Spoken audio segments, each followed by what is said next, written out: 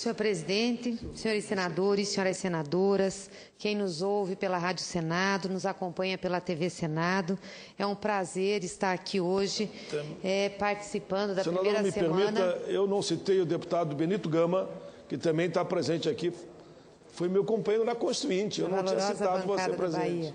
Os cumprimentos, Benito. Foi. Minha saudação também, deputado, e ao senador Otto, que aqui me precedeu.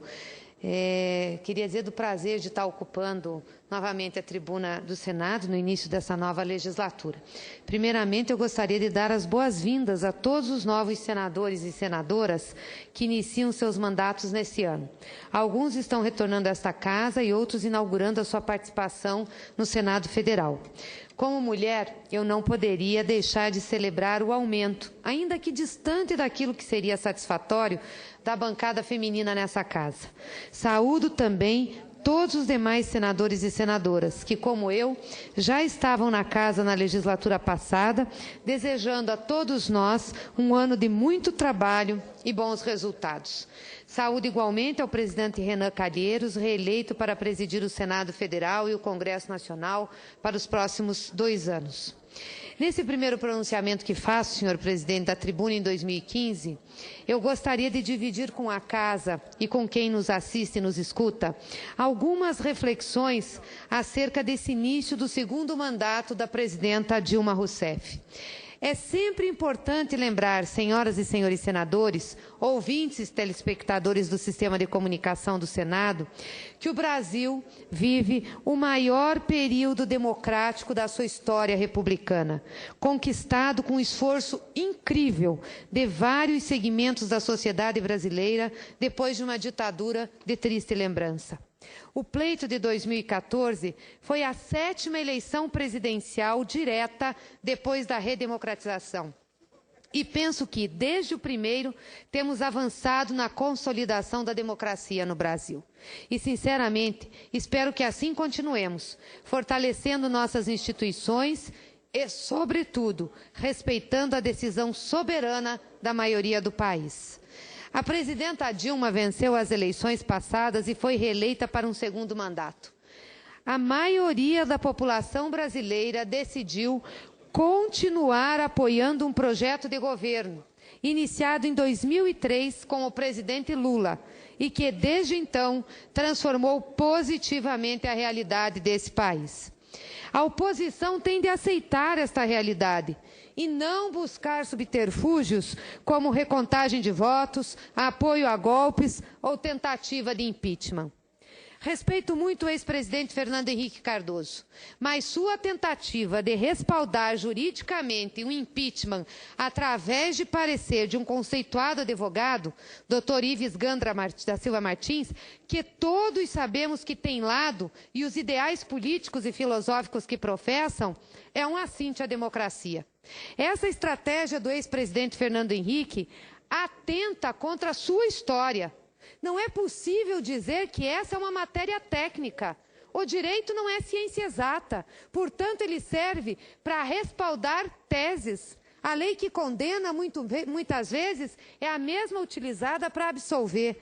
Eu fico muito triste que o presidente Fernando Henrique Cardoso, além de dizer que não sabia que seu advogado tinha pedido um parecer, diga que é um parecer de base técnica e que isso não interessa politicamente nesse momento. Penso que está aí uma não conformação com o resultado das eleições que nós tivemos em 2014.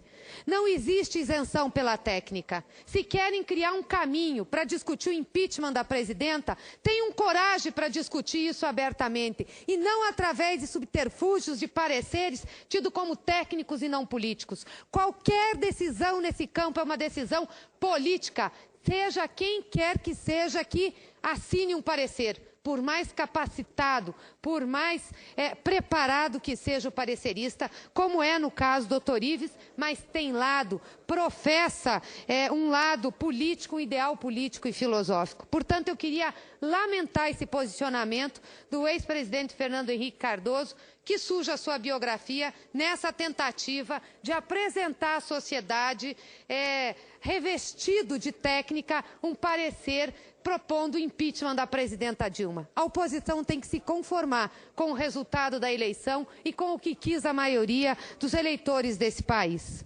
Falam também em estelionato eleitoral em relação à escolha da nova equipe econômica do governo. Porém, alguns parecem esquecer que o presidente do Banco Central, Dr. Alexandre Tombini, é o mesmo de 2011. O ministro do Planejamento, Dr. Nelson Barbosa, foi secretário executivo do Ministério de Fazenda em quase todo o primeiro mandato da presidenta Dilma. E mesmo o novo ministro da Fazenda, Dr. Joaquim Levy, compôs a equipe econômica do primeiro governo Lula como secretário do Tesouro Nacional. Qual é o estelionato eleitoral que se pratica aqui? Qual é o estelionato? Igualmente, têm sido criticadas as medidas tomadas pelo governo de adequação fiscal em relação à situação econômica do país, que expressa a dificuldade econômica do mundo. Medidas fiscais restritivas sempre foram tomadas pelo presidente Lula e pela presidenta Dilma, quando necessário, para fortalecer a economia do país. Nos últimos 12 anos, as metas de inflação, o câmbio flutuante, Banco Central independente e a responsabilidade fiscal. Vale lembrar aqui que fizemos os maiores superávites fiscais da história. E vale também lembrar que resultado fiscal não é um fim em si mesmo, é uma política, é um instrumento de política fiscal. Muito se fala e se falou sobre o controle ou descontrole da inflação. Porém, o fato concreto é que a inflação média anual dos governos Lula e Dilma é a menor de todos os governos desde 1980, quando o IBGE começou a calcular o Índice de Preços ao Consumidor Amplo, o IPCA. Enquanto a inflação média anual no governo do presidente Fernando Henrique Cardoso, do PSDB, da oposição que nos critica, de 95 a 2002 foi de 9,2%, a dos governos Lula e Dilma, 2003 a 2014, ficou em apenas 5,9%. Isso significa que a inflação daquele governo que diz que a inflação tem que ser baixa, foi de 56% mais, ou seja, 3,3% percentuais do que as do governo Lula e Dilma. E vale registrar que no governo Dilma, a média anual da inflação ficou em 6,1%, ainda muito abaixo do que vimos no último governo, na era de Fernando Henrique Cardoso, e sempre dentro da banda superior da meta. Aliás, nos últimos 4 anos de mandato do presidente Fernando Henrique Cardoso, que é da oposição agora, do PSDB, e que muito nos critica por conta da inflação, de 1999 a 2002, o governo esteve sob o regime de metas da inflação. E, nesse período, estourou o teto da meta por 2 anos. Em 2001, o teto era de 6% e a inflação bateu 7,7%. E, em 2002, o teto foi fixado em 5,5%. E o resultado foi o dobro, senhores e senhoras senadoras e senadores, superior àquele montante, 12,5%. E é preciso lembrar que, naquela ocasião, não houve a grita contra o descontrole da inflação como acontece hoje. E diga-se que essa era a principal bandeira daquele governo, o controle da inflação. Era a principal bandeira do governo do PSDB, que dizia-se que era a base de sustentação do Plano Real, era o que sustentava o plano. Que, aliás, plano esse que posteriormente foi salvo pelo presidente Lula, com várias medidas de ajuste fiscal para trazer as condições do desenvolvimento econômico e social. Enquanto isso, nos últimos 12 anos dos governos Lula e Dilma, só houve estouro da meta da inflação em 1 ano, justamente o primeiro ano de mandato de Lula, consequência do desarranjo fiscal do governo de Fernando Henrique Cardoso. Há, portanto, senhores congressistas, senhores senadores e senhoras senadoras, grande compromisso dos governos Lula e Dilma com o controle da inflação e com o equilíbrio fiscal. Porém, muito além disso, a priorização absoluta com a redução das desigualdades sociais e o bem-estar da população. É assim ao longo de todos os 12 anos de gestão, quando asseguramos, sem vacilar, a ampliação dos programas sociais, a valorização do salário mínimo e o crescimento na geração de empregos. Os números falam por si só. São dezenas de milhões de brasileiros que abandonaram a pobreza extrema e outras dezenas de milhões que emergiram à classe média, o que transformou absolutamente o mercado consumidor brasileiro.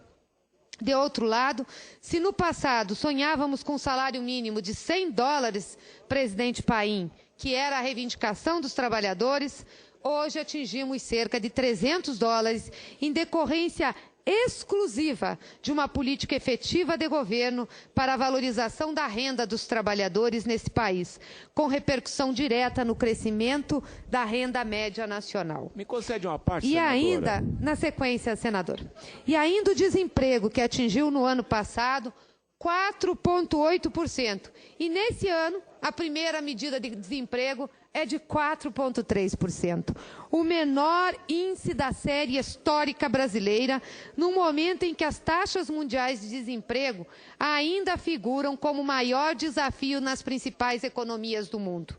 Como falar em bem-estar de uma população que não tem emprego? Por isso, para nós, o emprego é fundamental. Por isso, para nós, o emprego mostra que nós temos, sim, uma economia que está no rumo certo. Podemos estar passando por uma crise, resultado, inclusive, da crise internacional. Mas ter desemprego, senadores, de 4,3% é fundamental e vital para a realidade econômica da nação. É cuidar do emprego e da renda das pessoas, dos trabalhadores, da população.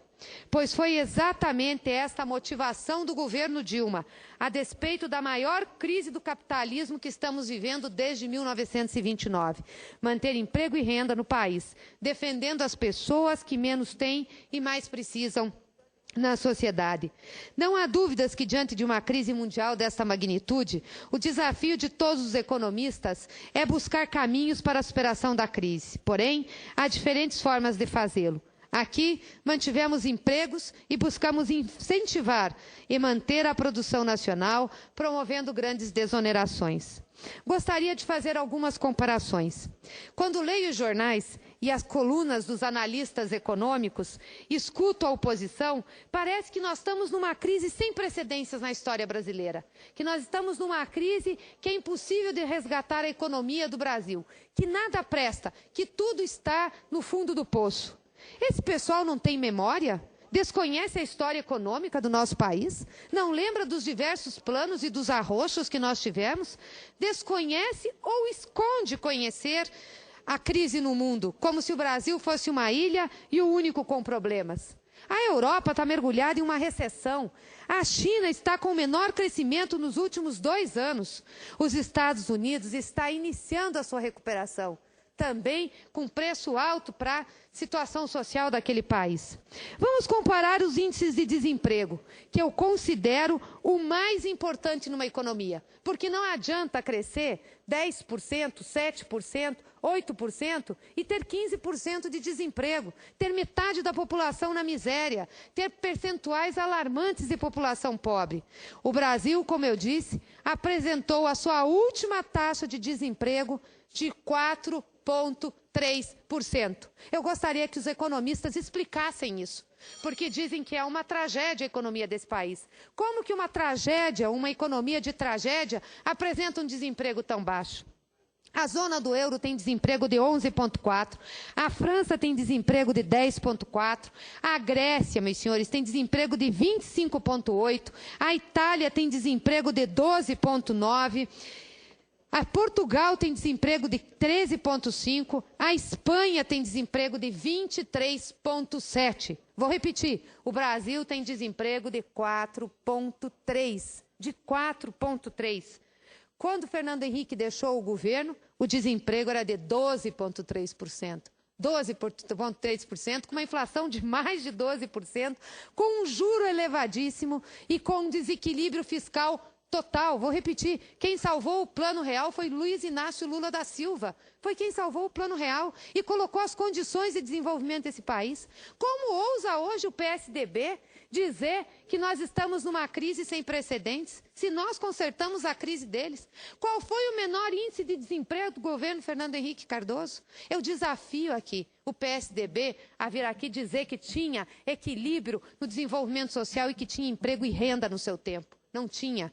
Portanto, não há que se falar que nós estamos com medidas neoliberais ou com medidas de direita ou que a presidenta Dilma reviu o seu discurso. Isso é mentira. A presidenta Dilma não está tirando nenhum direito dos trabalhadores. Muito pelo contrário, está defendendo, sim, o interesse dos trabalhadores, defendendo o emprego e a renda. E eu quero aqui, senhor presidente, aproveitar ainda os minutos que me restam para falar sobre as medidas provisórias que foram mandadas ao Congresso Nacional, sobre as quais tem sido feito um alarde na imprensa, sobre as quais tem sido feito verdadeiras críticas na voz da oposição e equivocadamente de alguns setores da nossa base e até do meu partido, o PT. Parece que nós estamos acabando com os direitos trabalhistas. Isso é mentira, não é verdade. A versão está prevalecendo aos fatos. E acho que cabe alguma mediação nessas medidas, sim. Mas chamá-las de perda de direito, de medidas neoliberais, não encontra base na realidade dos fatos. Não estamos tirando direito de trabalhadores, senador Paim. Tirar direito de trabalhador...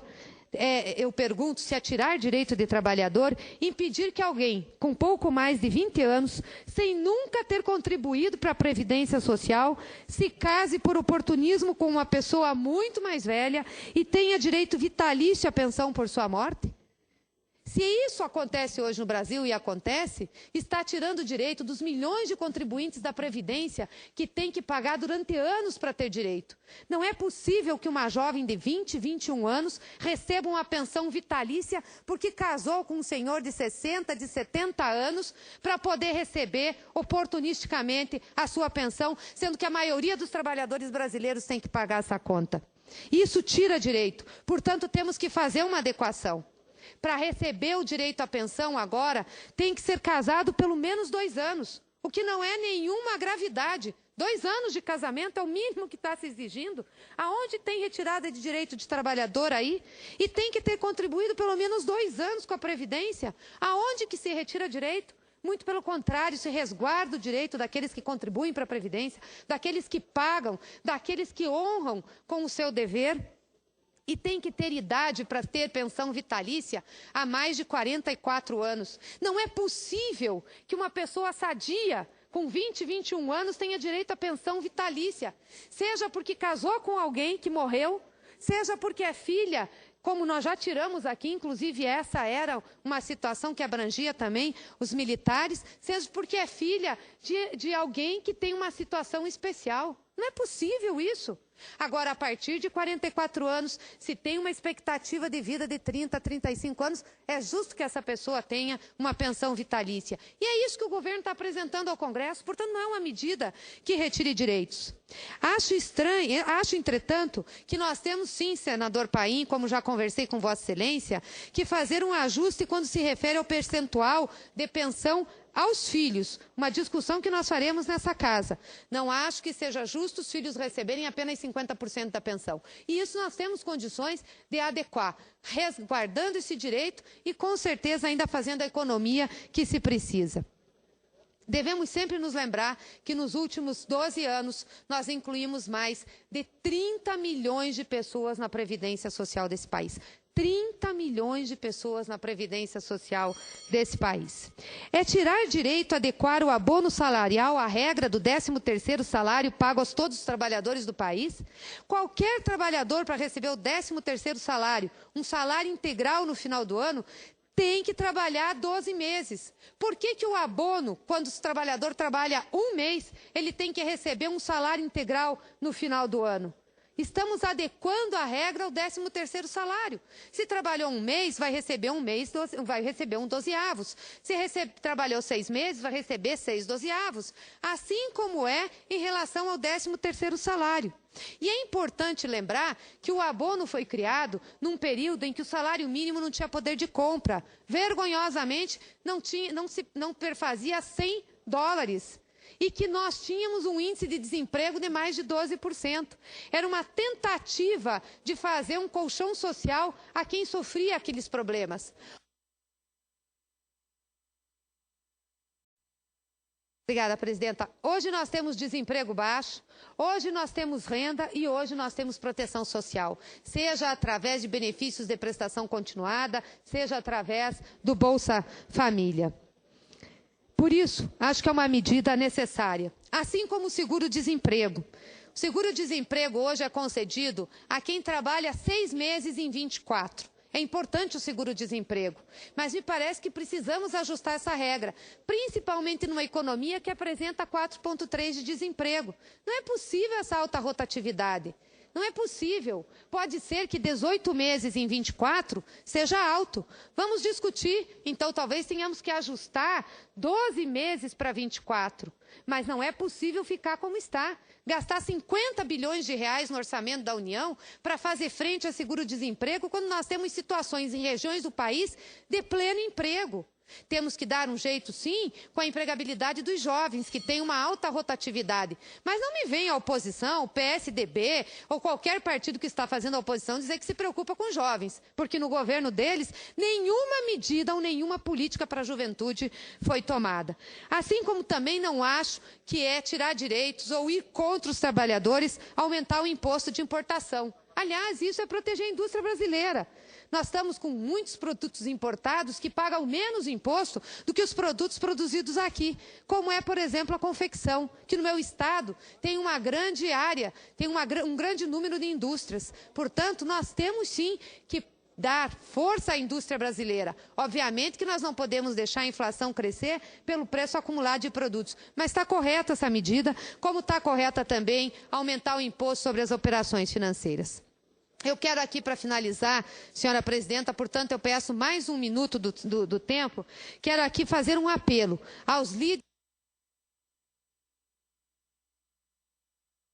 Quero aqui fazer um apelo aos líderes partidários e também aos líderes do meu partido, principalmente do meu partido, o Partido dos Trabalhadores.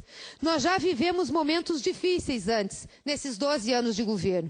Tivemos que adotar medidas duras, que foram tomadas pelo presidente Lula, também foram tomadas pela presidenta Dilma, mas que se mostraram necessárias e acertadas para termos os resultados econômicos e sociais que temos nesses últimos 12 anos de governo.